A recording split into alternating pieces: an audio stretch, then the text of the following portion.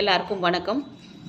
Typewriting exam இந்த மாதம் வரப்போகுது. டைப்ரைட்டிங் எக்ஸாம் எல்லோரும் நல்லா டைப் பண்ணி எல்லோரும் பாஸ் ஆகணும், நல்லா டிஸ்டிங்ஷனில் வரணும் அப்படின்னு நான் ஆண்டவன்கிட்ட வேண்டிக்கிறேன். அதாவது நான் என்ன சொல்ல வரேன்னா, நிறைய பேர் பார்த்திங்கன்னா ஜூனியர் முடிக்கிறீங்க, அப்புறம் பார்த்திங்கன்னா அதுக்கப்புறம் நீங்கள் கண்டினியூ பண்ண மாட்டேங்கிறீங்க. அது தப்பு. ஒரு கோர்ஸ் எடுக்கிறோம், இப்போ டைப்ரைட்டிங் ஜூனியர்னால் முடித்தோன்னே சீனியர் வாங்க. நீங்கள் 1 மணி நேரம் மட்டும்தான் இங்கே படிக்க வர்றீங்க. இப்போ பார்த்தீங்கன்னா நிறையா பேர் ஜூனியர் அடிக்கிறீங்க. தமிழ் இங்கிலீஷ் ரெண்டுமே ஒரே டைமில் அடிக்கிறாங்க. 1 இயரில் ரெண்டுமே முடிச்சிடலாம். நம்ம இதுக்காக 2 வருஷம் ஒவ்வொரு சப்ஜெக்டாக 2 வருஷத்துக்கு வரதை விட ஒரே வருஷத்தில் 2 சப்ஜெக்டையும் முடிச்சிடலாம். அதாவது junior and senior, Tamil English ரெண்டுமே முடிக்கலாம் அப்படின்னு இன்றைக்கி இருக்கிறவங்க கால்குலேட் பண்ணி தான் வராங்க. அதுதான் உண்மை.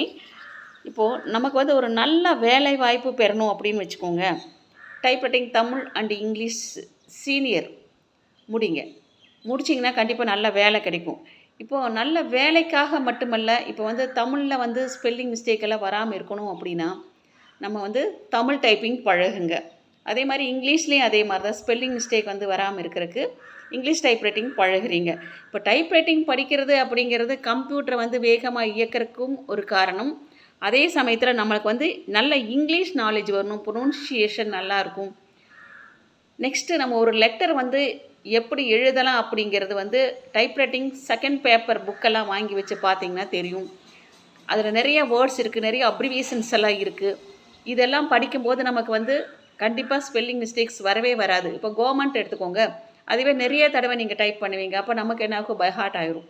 ஸோ நம்ம தனியாக ஒரு லெட்டர் எழுதலாம். ஒரு கம்பெனிக்கு போகிறீங்கன்னு வச்சுக்கோங்க, அங்கே சர்டிஃபிகேட் இருந்துச்சுன்னா கண்டிப்பாக நல்லா வேலை கிடைக்கும். சீக்கிரமாக டைப்ரைட்டிங் இருக்கிறவங்களுக்கு சீக்கிரம் வேலைக்கு எடுத்துக்குவாங்க, செலக்ட் பண்ணுறாங்க. நிறைய வேலை, கவர்மெண்ட் வேலைக்கு, ப்ரைவேட் வேலைக்கு, அதே மாதிரி லாயர்கள், இவங்க எல்லாருமே பார்த்திங்கன்னா டைப்ரைட்டிங் முடித்தவங்க ரொம்ப லைக் பண்ணுறாங்க. அது தமிழ் டைப்ரைட்டிங் படிங்க. ஏன் இங்கிலீஷ் மீடியம் படிக்கிறேன், என் பையனுக்கு தமிழ் சரியாக வரமாட்டேங்குது மேடம் அப்படின்னு ஒரு அம்மா சொன்னாங்க. என்னங்க மேடம் பண்ணுறது? நாங்கள் ஒன்றும் பண்ண வேண்டாம், தமிழ் டைப்ரைட்டிங் கிளாஸுக்கு சேர்த்து விடுங்க. அவன் ஒரு வார்த்தையை நிறையா தடவை டைப் பண்ணும்போது அவனுக்கு எழுத்து பிழையெல்லாம் போயிடும்.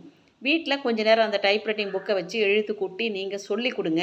அப்போ ஆட்டோமேட்டிக்காக அவன் தமிழ் ஃப்ளூயன்சியாக பேசுவான் அப்படின்னு சொல்லிட்டு நாங்கள் சொல்லுவோம். நிறைய பேசணும், பேசி புரிய வைக்கணும். நம்ம இன்ஸ்டியூட்டுக்கு வர்றாங்க, அட்மிஷன் போடுறதுக்கு வராங்கன்னா நம்ம நம்மளோட சப்ஜெக்ட் நாலேஜ் நிறைய பேருக்கு சொல்லுங்கள்.